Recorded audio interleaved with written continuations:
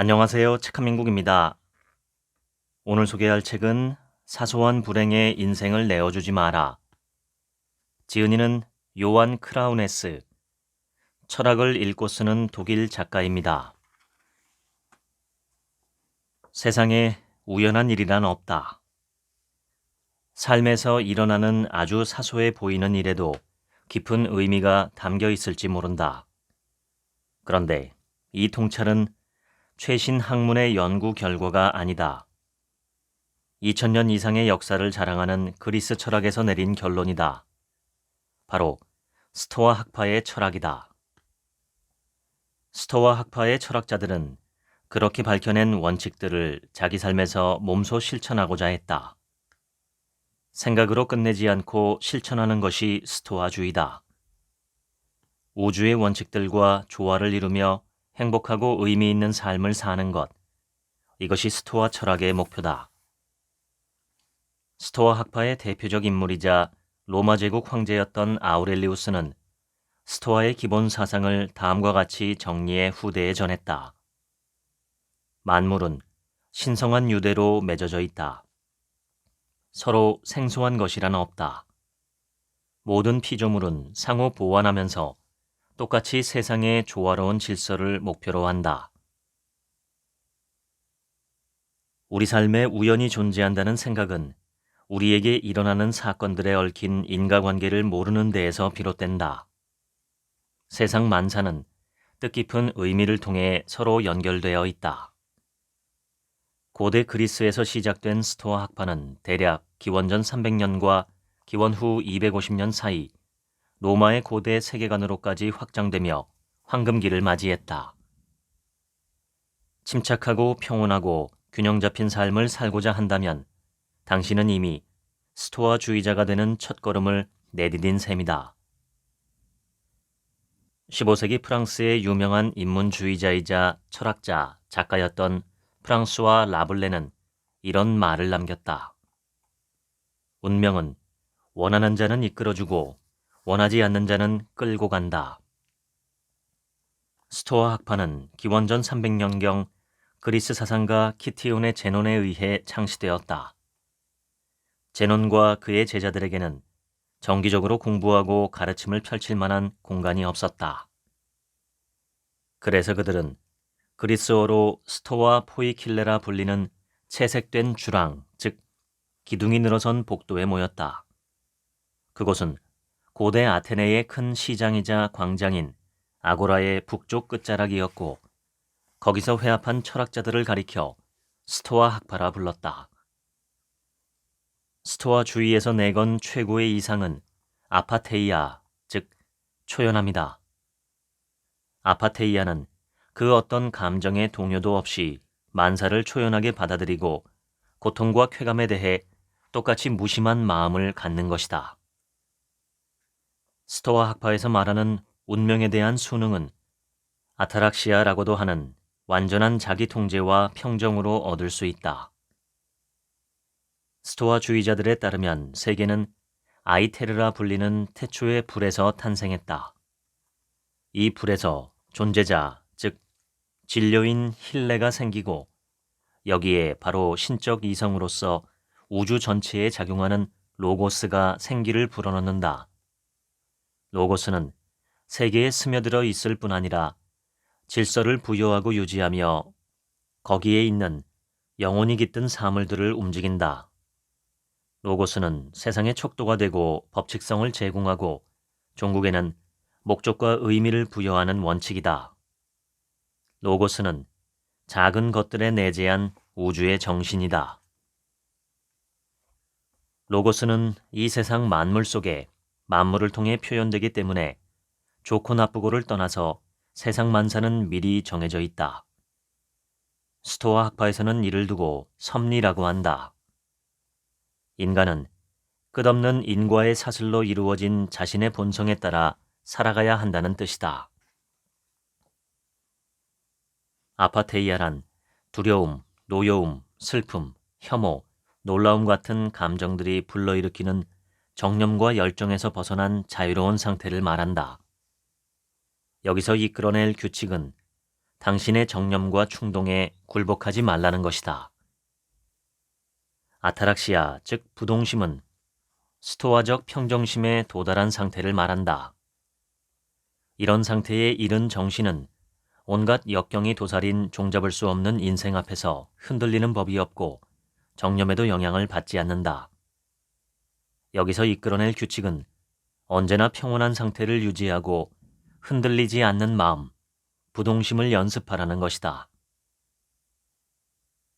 아우타르키아, 즉 자족은 외적인 부유함과 무관한, 다시 말해 소비사회와 거기서 제공되는 온갖 상품, 그리고 타인의 영향에서 자유롭게 살아가는 자족적인 삶의 방식을 말한다. 여기서 이끌어낼 규칙은 사물과 사람에 종속되지 말라는 것이다. 이 세 가지 규칙에 따라 살아간다면 당신은 스토아 철학에서 말하는 에우다이모니아, 즉 행복에 이를 수 있다. 스토아 철학의 원칙은 이렇다. 중요한 것은 인생에서 어떤 일이 닥치는지가 아니라 그 일에 어떻게 반응하는지임을 깨달아라. 고대 그리스의 유명한 스토아 철학자 에픽테토스는 이렇게 말했다. 세상에는 우리 힘으로 할 수 있는 일과 우리 힘으로 할 수 없는 일이 있다. 판단력, 노력, 욕망, 거부 등은 우리의 권한 안에 있다. 이 모두는 우리 의지가 작용한 결과물이다.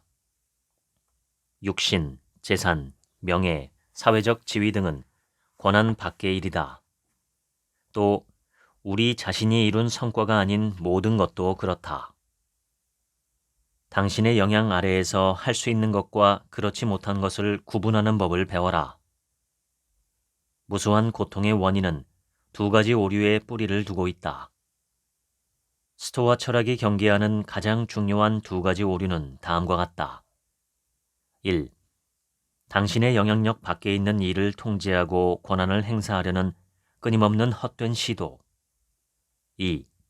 이로 인해 당신이 효과적으로 통제할 수 있는 일들을 소홀히 하는 것. 전적으로 인간이 통제할 수 있는 것이 무엇인지 묻는다면 대부분 선뜻 대답하지 못할 것이다. 하지만 답은 간단하다. 바로 당신의 생각과 그 생각이 따르고 있는 신념이다. 오직 그뿐이다. 스토아 철학에 따르면 당신은 오로지 당신이 생각하는 것에 대해서만 완벽한 통제권을 갖는다. 생각한 것을 실행에 옮기는 과정에서 벌어지는 다양한 일들은 이미 당신의 통제에 밖이다. 당신의 길을 가지 못하게 방해하는 해로운 요소들로부터 자신을 해방시키도록 하라. 당신의 행동이 스토아 철학의 네 가지 주요 덕목, 즉 용기, 절제, 정의, 지혜에 부합하는지 물어보라. 10가지 문장으로 보는 스토아 철학의 핵심 가르침. 1. 장애물이 곧 길이다. 운명이 정해준 삶에서는 장애물도 미리 정해져 있으며 이를 헤치고 나아가야 한다. 아무런 장애물 없이 곧장 목표로 달려가는 길에서 깨달음을 얻기란 쉽지 않다. 2. 통제할 수 있는 것에만 신경을 써라. 살아가면서 나의 통제 밖에 있는 것에는 관심을 두지 말자. 그러면 삶이 가벼워진다. 스토아 철학에서는 통제 가능한 것은 오직 자기 생각뿐이라고 한다. 3. 내가 느끼는 감정은 오로지 나 자신에게서 나온 것이다. 스토아주의자는 감정에 흔들리고 있을지언정 마음의 동요가 없는 상태를 갈망한다. 4. 한 번의 성공이나 실패로 인생이 좌우되지 않는다. 성공이나 실패 앞에서 감정적으로 대응하는 것은 바람직하지 않다. 5. 생산적인 사람이 되고 계획한 일은 끝까지 해낸다. 6. 늘 지금 이 순간에 머물러라. 7. 항상 기대치를 낮추어라. 언제나 성공과 실패에 대한 기대치를 낮출 필요가 있다. 무엇보다 성취한 것에 만족해야 한다. 끊임없이 더 많은 것을 원하는 태도는 반스토아적이다. 적을수록 풍요롭다라는 마음가짐이야말로 스토아주의가 가져야 할 자세다. 적게 소유할수록 사물에 지배당할 일이 줄어들고 잃는 것도 적다. 8. 항상 덕을 갖춘 사람이 되어라. 9. 남들이 어떻게 생각하든 개의치 말라. 10. 감사하는 법을 훈련하라. 설령 가진 것이 많지 않더라도 다행이라며 감사하게 여기자. 소유는 깨달음으로 가는 길의 최대 장애물 중 하나다. 용기는 스토아 철학의 핵심 덕목이다. 용기는 희망과 때려야 뗄 수 없는 관계에 있다. 희망이 있는 곳에 용기도 있다. 당신의 희망은 삶에서 일어나는 어떤 일에도 의미가 있다는 확신에서 나오는 희망이다. 새로운 것을 받아들이고 습관적으로 되풀이하는 행동에서 벗어나려는 스토아적 용기를 일상에서 발휘하자. 가령 매일같이 습관적으로 다니던 길을 벗어나 새로운 길을 찾아보자. 마음을 열고 받아들이는 것이 곧 용기다. 고대 그리스의 현자 소크라테스는 삶에 불필요하고 중요치 않은 것들, 그리고 거짓된 것들로부터 때묻지 않은 내면을 유지하는 것으로 유명했다. 어느 날 한 젊은이가 소크라테스에게 달려와 숨 넘어가듯 외쳤다. 소크라테스 선생님, 들어보세요. 대단한 소식이 있습니다. 선생님 친구분이... 소크라테스는 젊은이의 말을 가로막았다. 여보게, 잠시만 기다려보게나. 자네는 현자라면 능히 알고 있을 3가지 절제의 체에 그것을 걸러주었나? 무슨 말이든 꺼내기 전에 일단 그 3가지 체를 통과해야 한다네. 자네가 전하는 소식도 절제의 체를 통과할 수 있을지 살펴보세. 첫 번째 체는 진리의 체라고 한다네. 자네가 말하고자 하는 것이 진리인지 검토해야 한다는 뜻이지. 두 번째 체는 선이라는 체라네. 자네가 전하려던 것이 진리가 아니라면 좋은 내용인가? 세 번째이자 마지막 체는 바로 꼭 필요한 것만을 남기는 체라네. 자네를 흥분시키는 그 이야기를 내가 들어야 할 필요가 있는가? 글쎄요, 꼭 그러실 필요는 없는 내용입니다. 젊은이가 대답했다. 그거 보게나. 자네가 전하려는 소식이 진리에 맞지 않는 데다가 좋은 것도 내가 꼭 들을 필요가 있는 것도 아니지 않은가. 절제의 체에 걸러보니 더는 그 일로 내가 신경 쓰며 골치를 나를 필요가 없을 것 같네. 불필요한 일들, 당신을 멈춰 세우거나 곁길로 벗어나게 하는 것에서 벗어나 삶을 깔끔하게 하고 싶은가? 여기에는 인간관계를 정리하는 일도 포함된다. 지금 이걸 사서 갖는 게 꼭 필요한 일일까 하고 내 안의 욕구에 질문을 던져보자. 세네카는 적게 가진 자가 아니라 더 많은 것을 요구하는 자가 가난한 자라고 말했다. 최악의 노예는 자기가 노예임을 알아채지 못하는 노예다. 가난한 사람이든 부자든 이런 노예 같은 사람은 셀 수 없이 많다. 세네카는 이런 말을 한 바 있다. 대리석과 황금 속에 노예와 같은 삶이 들어있다. 우리 사회는 부의 아이콘들을 숭배한다. 하지만 자세히 들여다보라. 이 아이콘이 물질적 궁핍에 구애받지 않는 대신 얼마나 많은 것을 포기해야 하는지를. 스토아 철학이 가르치는 것은 아무리 사회적 이득이 크더라도 물질에 의존할수록 스토아적 의미에서의 행복한 삶과는 점점 멀어진다는 사실이다. 나이 지긋한 어느 수도승이 하루는 도가의 스승을 찾아가 고민을 털어놓았다. 저는 평생 위대한 현자들의 영적 가르침을 배우고 깨치고자 힘써왔습니다. 이를 위해 제가 알던 즐거움은 모조리 포기하고 갖은 수단을 동원해 욕구와 욕망에 맞서 싸웠습니다. 하루도 빠짐없이 수도승의 규율을 지켜가며 고행을 견뎌냈습니다. 이 세월 동안 이루 말할 수 없는 고통을 겪었지만 결국 깨달음에 이를 수 없었습니다. 한마디로 자포자기 상태입니다. 이제 어떻게 해야 합니까? 그러자 스승은 이렇게 대답했다. 괴로워하는 일을 멈추시오. 누구나 자신이 품은 열정이야말로 정당하고 옳은 것이라고 믿는다. 그런데 사람들은 흔히 외부의 영향을 받아 열정의 불을 지필 때가 많다. 깊이 고민해보지 않고 열정에 빠지는 순간 자제력을 잃기 쉽다. 도가의 대표적 경전인 도덕경에서는 지혜는 차가운 달빛과 같다라고 한다. 반면 열정은 모든 것을 불사르는 태양과도 같다. 지나친 열정을 통제하고 절제하는 태도를 기르자. 힘든 하루를 보낸 어느 나그네가 날이 저물자 쉴 곳을 찾아 나섰다.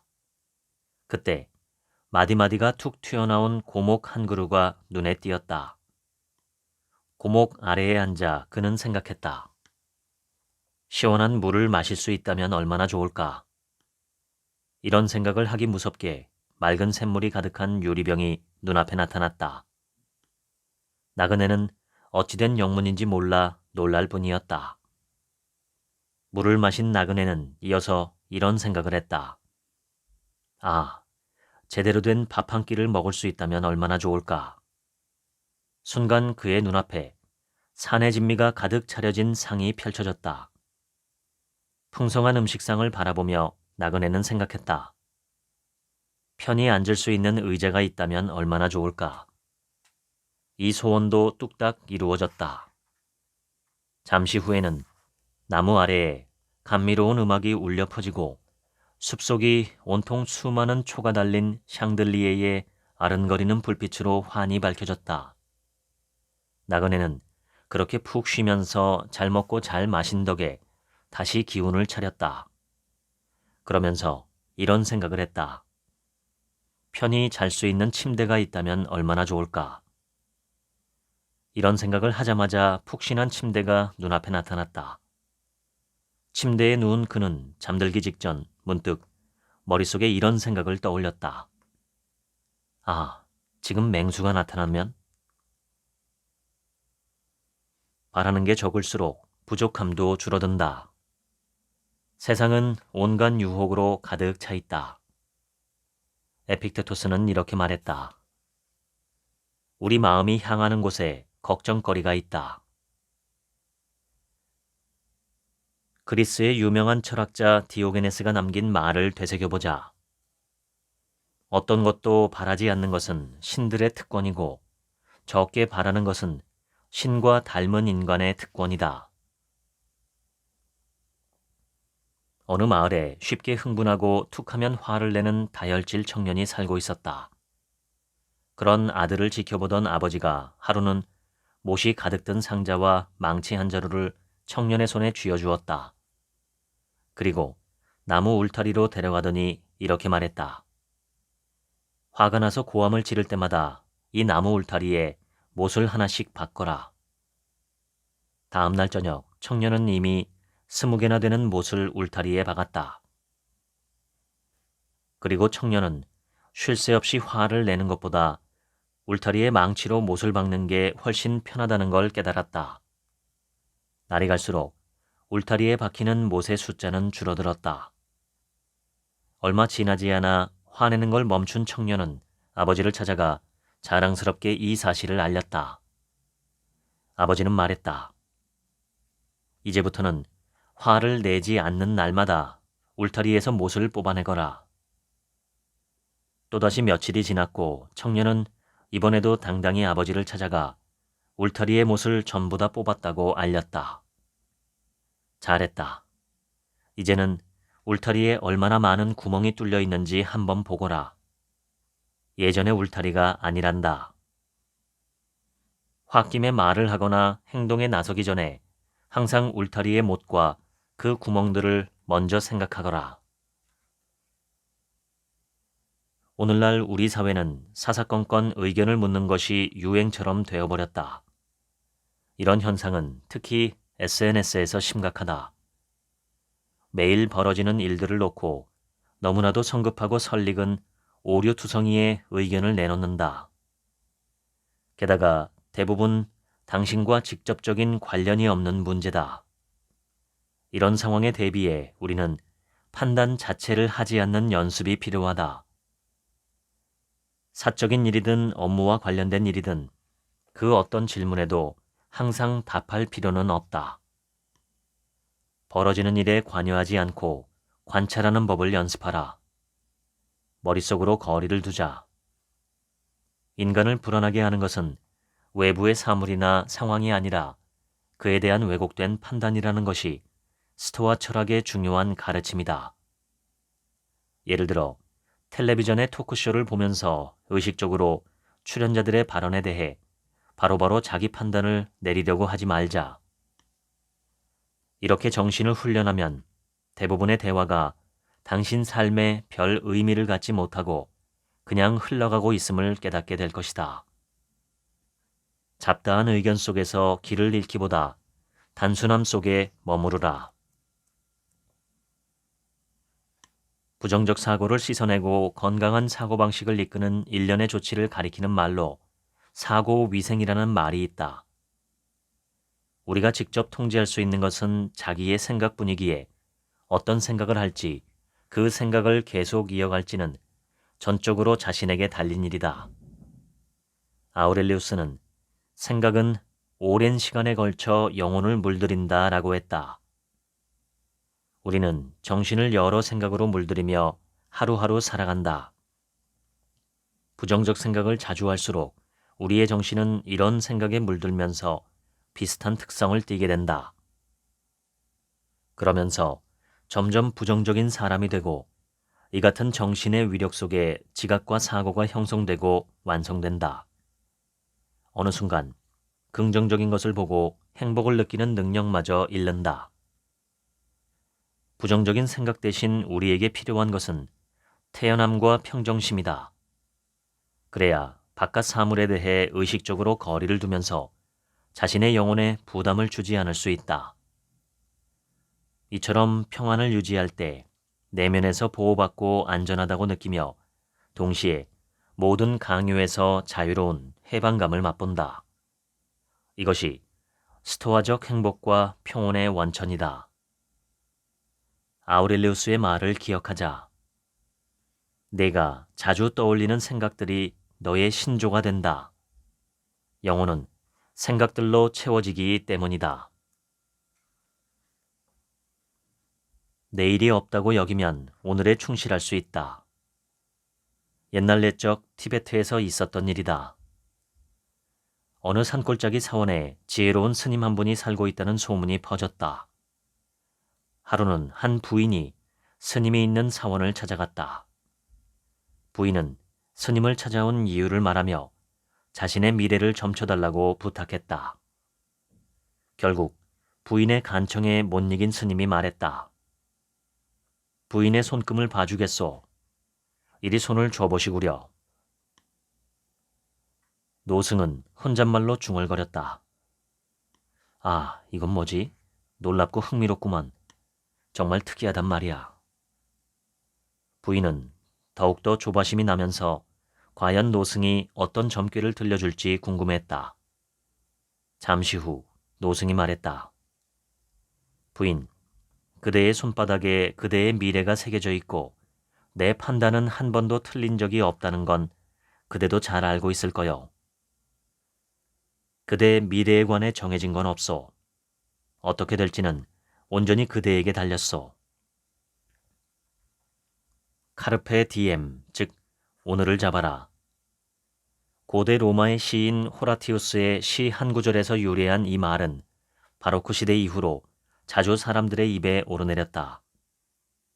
바로크 시대에는 메멘토 모리, 즉 죽음을 기억하라라는 말의 대척점에서 쓰이기도 했다. 이 말을 스토아적 방식으로 해석하자면 하루하루 중요한 순간을 놓치지 말고 수확해 나가야 한다는 뜻이 된다. 현재에 머물고 지금 이 순간에 충실하라. 홀로 산중에 살던 수도승이 있었다. 하루는 사람들이 찾아와 이렇게 물었다. 산속에서 홀로 조용히 명상하는 삶에는 어떤 의미가 있습니까? 마침 우물가에서 샘물을 깃고 있던 수도승은 이렇게 대답했다. 이리 와서 저 깊은 우물 속을 한번 들여다보고 뭐가 보이는지 말해주시오. 잠시 후 사람들이 말했다. 아무것도 안 보입니다. 수도승은 미소를 지으며 또다시 부탁했다.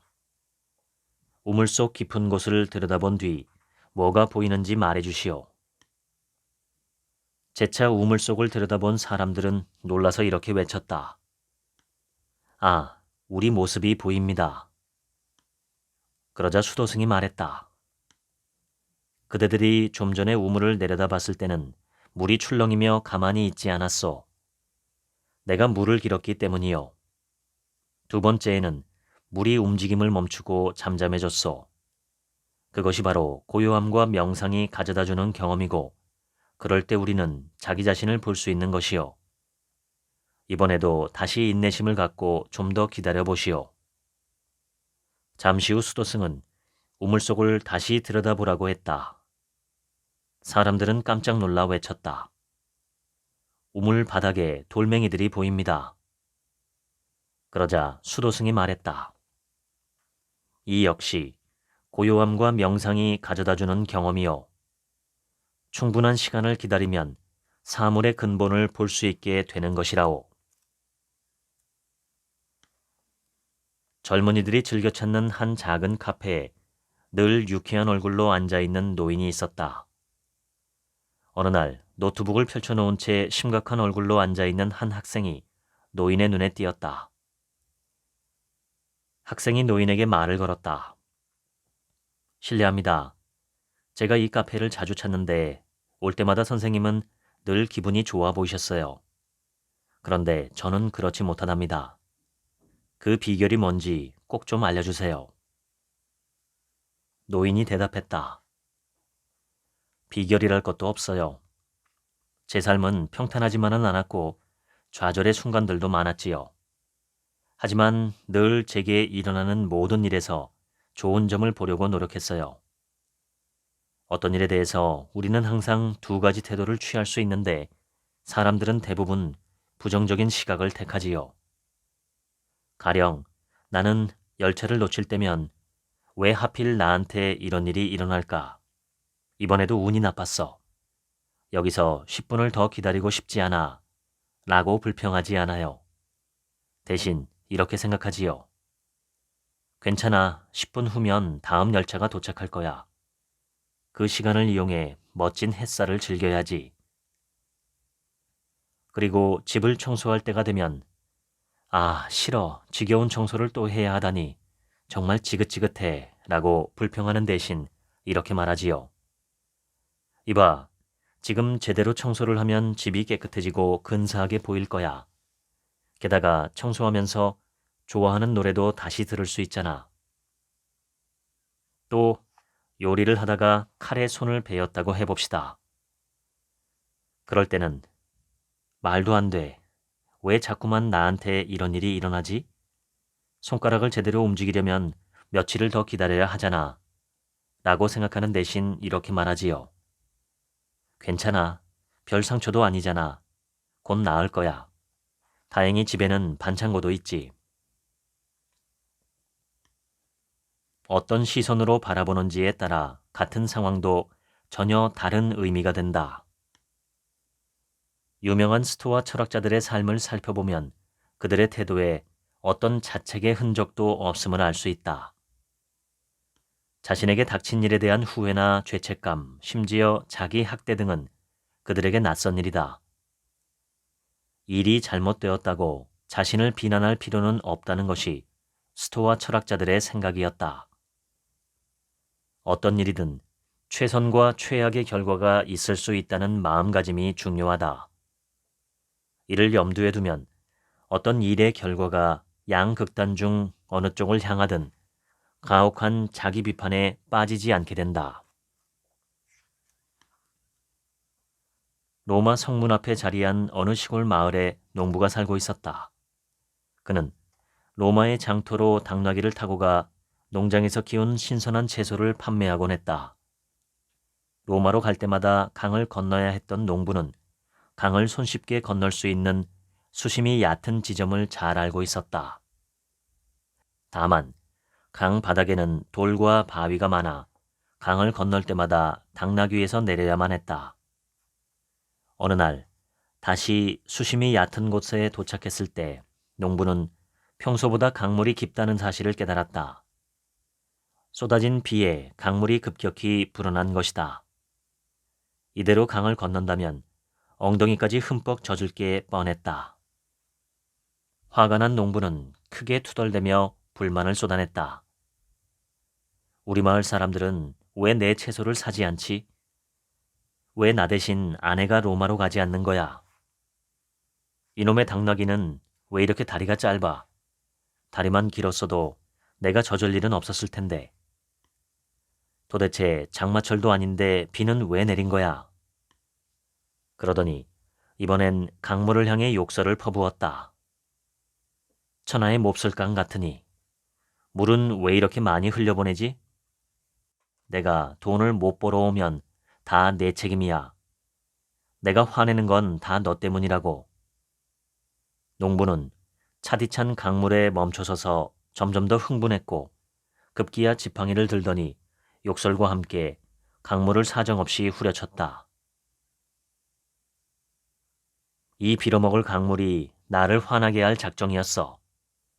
내가 감기에 든 것도 모두 이 녀석 탓이야. 어쨌거나 녀석을 흠씬 두들겨 패서 못된 짓에 대한 죗값을 받게 했지. 이처럼 농부가 아무런 교훈을 얻지 못한 탓에 강물은 그 뒤로도 계속해서 농부에게 벌을 받게 되었다. 쉬운 길은 약한 자를 위해 있고 어려운 길은 강한 자를 위해 있다. 자기 삶에 책임을 지지 않고 책임 밖의 것을 위해 시간을 낭비할 때 괴로움이 찾아온다. 아우렐리우스는 이렇게 말했다. 너는 고통을 수없이 겪어왔다. 그것은 너의 이성을 본연의 목적에 맞게 사용하지 않았기 때문이다. 하고 싶지 않다는 것이 진정한 이유이고 못한다는 것은 변명일 뿐이다. 수많은 고대 및 근대 철학자들과 마르틴 루터 같은 종교 사상가들이 자유의지의 문제로 골머리를 앓았다. 그런데 정말 자유의지라는 것이 있을까? 스토아 철학의 관점에서 보자면 진정으로 의지가 자유로워지려면 자신이 존재하는 목적, 즉 궁극적 행복을 의미하는 예정된 운명의 실현까지 원할 수 있어야 한다. 일찍이 세네카는 너의 행복을 믿어라.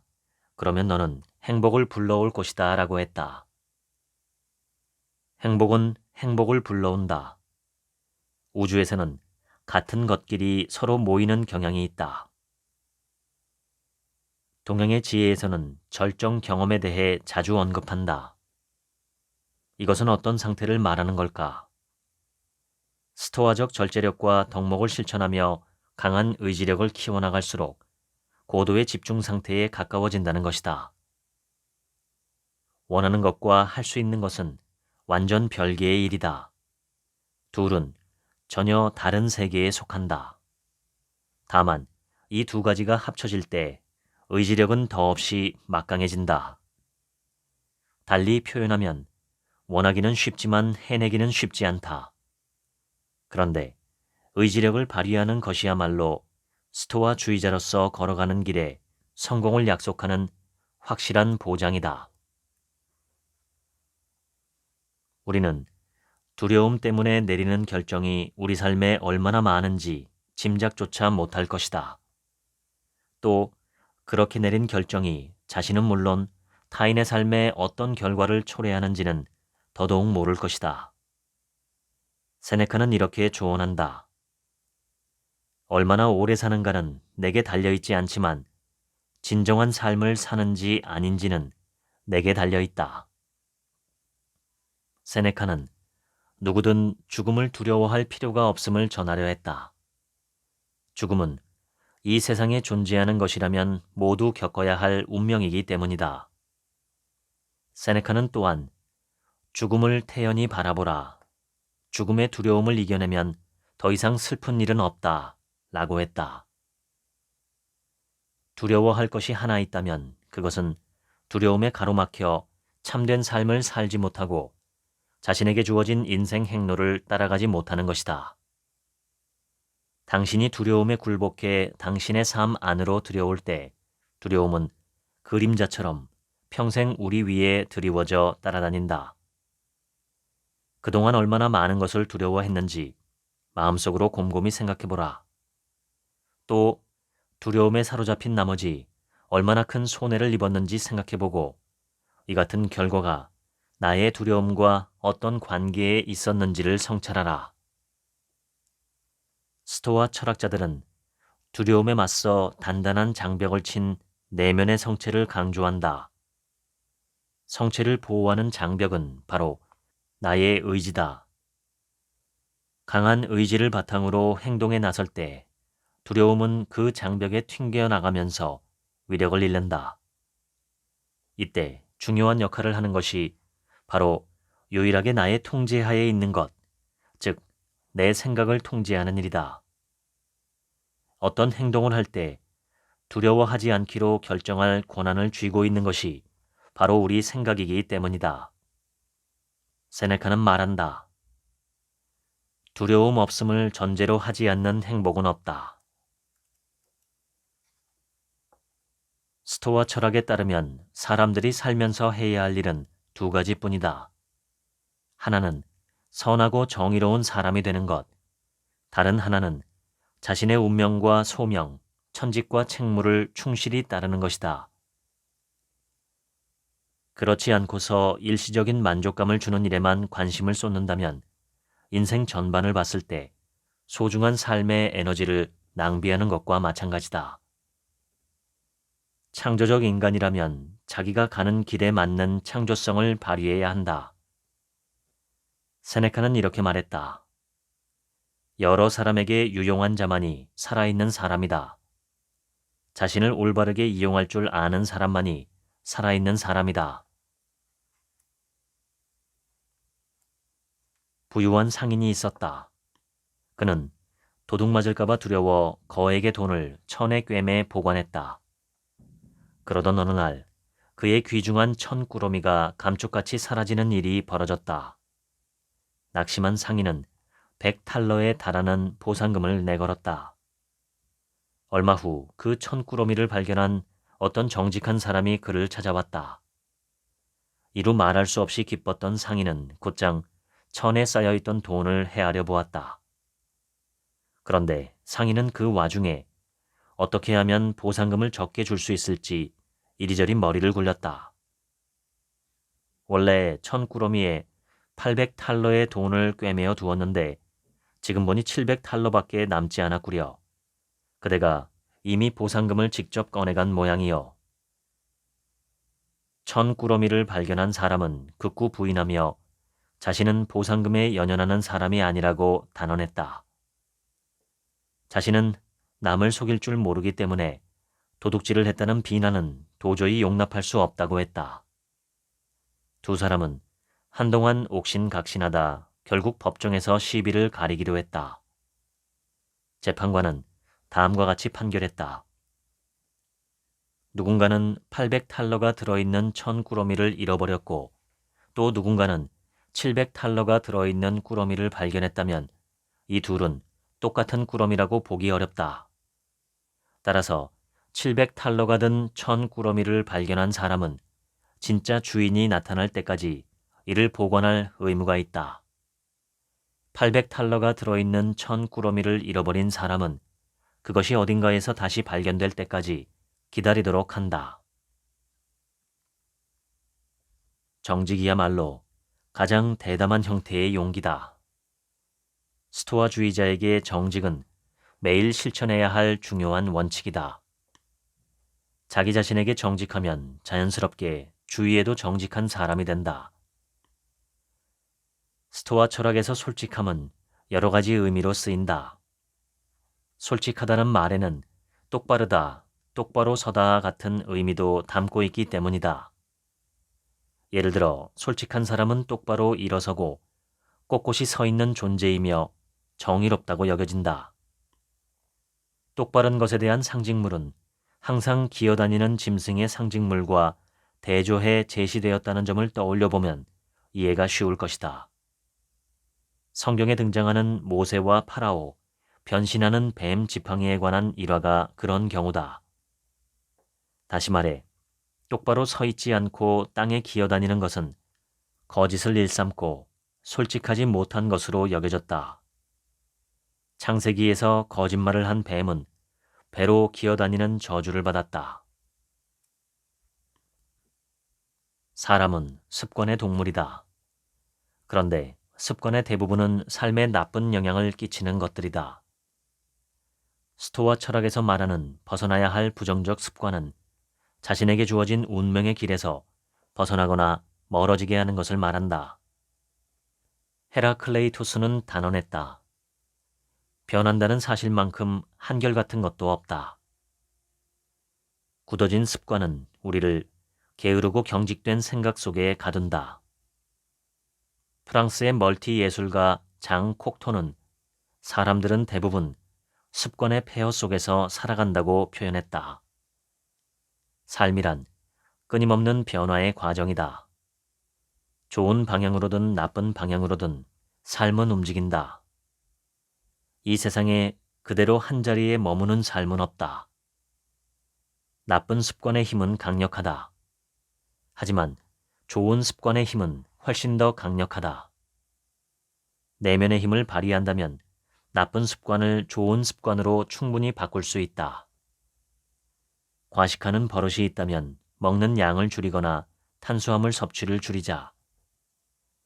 운동량이 부족하거나 컴퓨터 앞에 앉아있는 시간이 많다면 자주 길게 산책하는 습관을 들이자. 오늘 일을 내일로 미루기를 좋아하는가? 그렇다면 당장 해야 할 일을 처리하는 습관을 가지자. 로마의 철학자이자 정치가 키케로는 습관은 제2의 천성이라고 했다. 어떤 것을 제2의 천성으로 가지느냐는 전적으로 자기 자신에게 달렸다. 운명을 만들어가는 주인은 다름 아닌 나 자신이기 때문이다. 신약 성경에 이런 말이 있다. 미혹되지 마십시오. 사람은 무엇을 심든지 심은 것을 그대로 거둘 것입니다. 그러니까 우리는 어떤 일을 할 때마다 자기 운명의 씨앗을 뿌리는 셈이다. 내 생각은 행동의 씨앗이 된다. 내가 하는 말들은 씨앗을 심는 땅이다. 그렇다면 수확은 어떨까? 어떤 생각들은 곧바로 수확할 수 있지만 어떤 경우에는 결실을 보기까지 긴 시간이 걸리기도 한다. 수확하기까지 걸리는 시간은 전적으로 씨앗을 뿌린 나 자신에게 달렸다. 그러니 스토아 정신에 따라 선하고 정직하게 행동하라.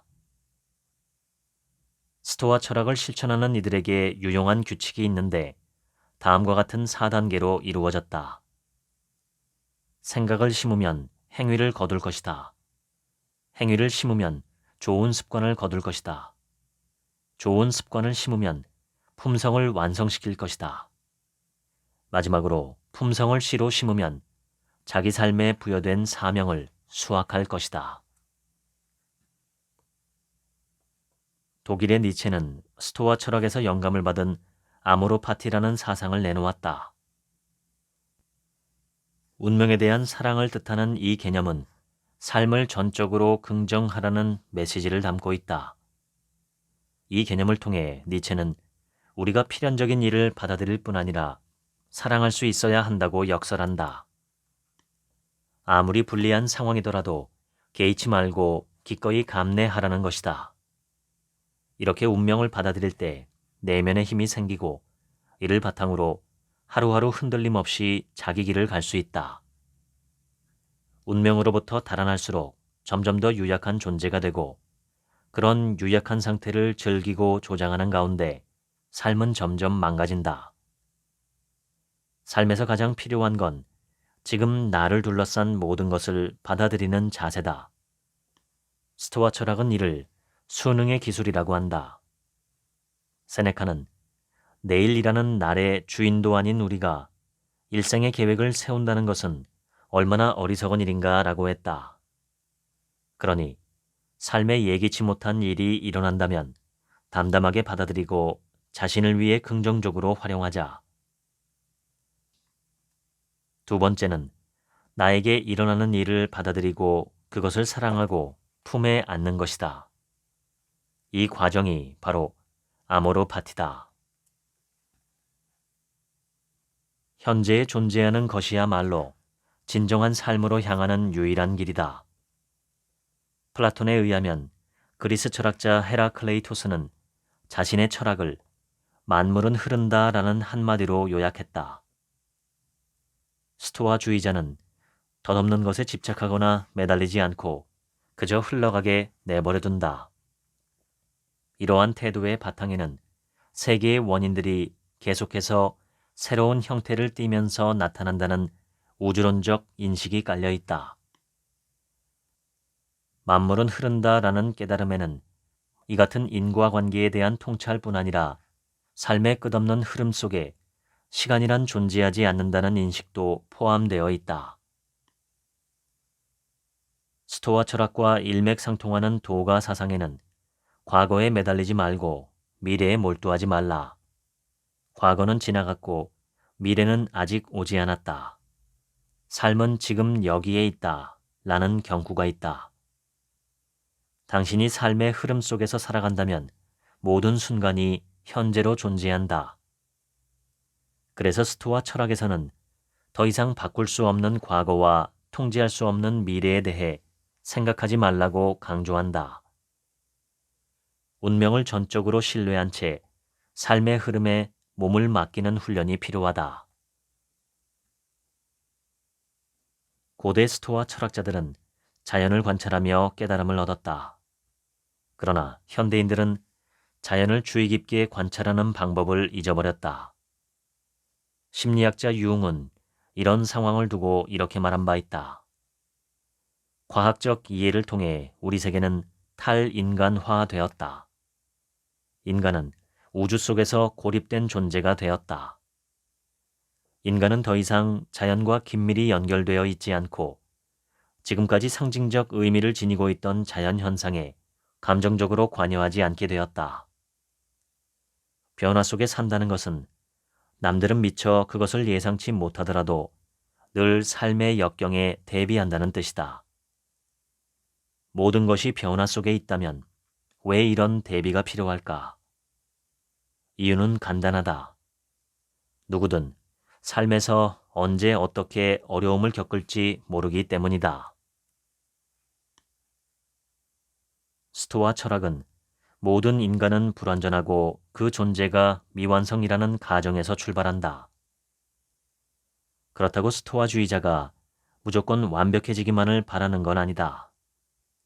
또 모든 것을 완벽하게 만들려고 하지도 않는다. 도가에서 말하듯 자연의 아름다움은 곧 불완전함 속에 있고 우리 인간도 그런 자연을 통해 교훈을 얻을 수 있다. 우리는 미완성인 채로 이 세상에 태어났고 역시 미완성인 채로 세상을 떠날 것이다. 모든 일을 완벽하게 마칠 수 있는 사람은 없다. 그러니 늘 자기 자신에게 이렇게 말하라. 지금 하는 이 일을 위해 내게 충분한 시간이 주어지기를. 왜냐하면 이 세상에서 스토아적 책임감은 육신의 죽음과 함께 끝나기 때문이다. 그러므로 아직 발전할 수 있는 한 주어진 일을 포기하지 말라. 동시에 당신은 작은 걸음걸음이 때로 최대의 효과를 불러올 수 있음을 잘 알고 있다. 그렇기에 늘 작은 것들에 만족해야 한다. 당신에게 발전이란 내면의 성장을 의미한다. 스토아 철학자들은 이러한 성장을 흔히 품성으로 번역되는 에토스라는 개념과 연관지었다. 당신은 얼마나 나이를 먹었는지 또 얼마나 몸이 아픈지에 상관없이 하루를 시작할 때마다 자신에게 맞는 최선의 방식으로 오늘 하루를 마치게 해달라고 소원해야 한다. 아우렐리우스는 이 같은 스토아적 삶의 방식에 대해 이렇게 말했다.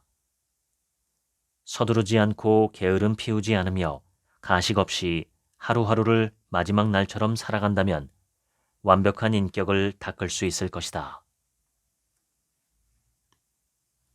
아우렐리우스는 이렇게 말했다. 죽음을 두려워 말고 한 번도 살아본 적이 없음을 두려워하라. 삶의 최종적인 도전을 피하지 말고 이 세상에서의 마지막 날까지 운명을 받아들여야 한다. 죽음을 두려워하는 자는 그만큼 더 죽음을 고통스럽게 맞이할 수밖에 없다. 그래서 아우렐리우스는 죽음을 경멸하지 말고 자연의 의지에 따른 변화의 한 부분으로서 죽음을 겸허히 맞이하라 라고 했다. 아주 오랜 옛날 한자리에 모인 신들이 고민에 빠졌다. 인간이 채 성숙하기도 전에 우주의 지혜를 발견하면 어떻게 할지 걱정이 된 것이다. 신들은 우주의 지혜를 인간이 접근할 수 없는 안전한 장소에 숨기기로 했다. 그리고 인간이 그 지혜를 담을 만한 그릇으로 성장했을 때 비로소 찾을 수 있도록 했다. 그렇다면 어디에 지혜를 숨길 것인가? 한 신이 묘수를 냈는데 사람의 발길이 닿기 힘든 가장 높은 산 정상에 숨기자는 것이었다. 하지만 다른 신들은 그 제안이 미덥지 못했다. 또 다른 신은 깊은 바다 밑을 대안으로 제시했다. 하지만 그 역시 머지않아 인간에 의해 발견될 것이 뻔했다. 마지막으로 가장 현명한 신이 나섰다. 인간이 가장 찾지 못할 법한 곳에 우주의 지혜를 숨기도록 합시다. 바로 인간 자신 속의 말이요. 인간이 충분히 성숙해져야 비로소 내면으로 향하는 길을 발견할 것이요. 감탄한 신들은 그곳이야말로 우주에서 가장 안전한 곳이라는데 한 목소리를 냈다. 오직 내가 경험하고 깨달은 것만이 가치가 있다. 자기만의 관점이나 견해를 세울 생각을 하지 않은 채 습관적으로 남의 생각과 의견 뒤에 숨는 사람이 늘고 있다. 세네카는 이렇게 지적했다. 노인이거나 노인이 되기 시작한 이가 수첩에 적어놓은 지식만 갖고 있다는 것은 수치스러운 일이다. 그러니 당신이 어떤 일을 하고 그것을 어떤 식으로 하는지 주의 깊게 살펴야 한다. 아우렐리우스의 말을 기억하자. 우리는 항상 우리 곁을 떠나지 않고 있는 것에 의지할 수 있어야 한다. 중요한 것은 당신의 경험이고 오직 그것만이 가치가 있다. 두려워하지 않으려면 희망하는 법을 배워라. 오직 물질 세계만 보고 이 세상을 떠날 준비를 하는 자는 물질과 함께 소멸할 것이다. 하지만 스토아 철학을 실천하는 사람에게는 삶을 연장할 좋은 방법이 있다. 매일매일, 매순간 삶을 유용하게 활용하고 의미와 목적으로 채워나가는 것이다. 세네카는 인생은 길고 우리가 이용하고자만 한다면 여러 훌륭한 일을 할 수 있는 충분한 기회를 준다라고 했다. 그러니 시간을 내서 진정 삶에서 중요한 것이 무엇인지 곰곰이 생각해보자. 특히 중요한 것은 감사하는 마음이다. 세네카는 그 이유를 이렇게 설명한다. 왜냐하면 감사는 우리 자신에게 좋은 것이기 때문이다. 반면 정의는 일반적으로 남과 관련된 것이기에 그렇지 못하다. 삶에서 마주하는 작은 일에 감사하자. 고마움을 느끼며 마음속에 오래 간직할 만한 일들은 얼마든지 많다. 감사는 에토스, 즉 품성 또는 평생에 걸친 인격 도야의 중요한 부분을 이룬다. 세네카는 말했다. 잠자리에 들 때 우리는 자신에게 이렇게 말해야 한다. 나는 이미 다 살았다. 운명이 정해준 길을 끝까지 걸었다. 신이 우리에게 또 다른 아침을 선물한다면 횡재한 기분으로 기쁘게 맞이할 것이다. 지금까지 사소한 불행에 인생을 내어주지 마라 읽어드렸습니다. 오늘 하루치 생각은 없습니다. 들어주셔서 감사합니다.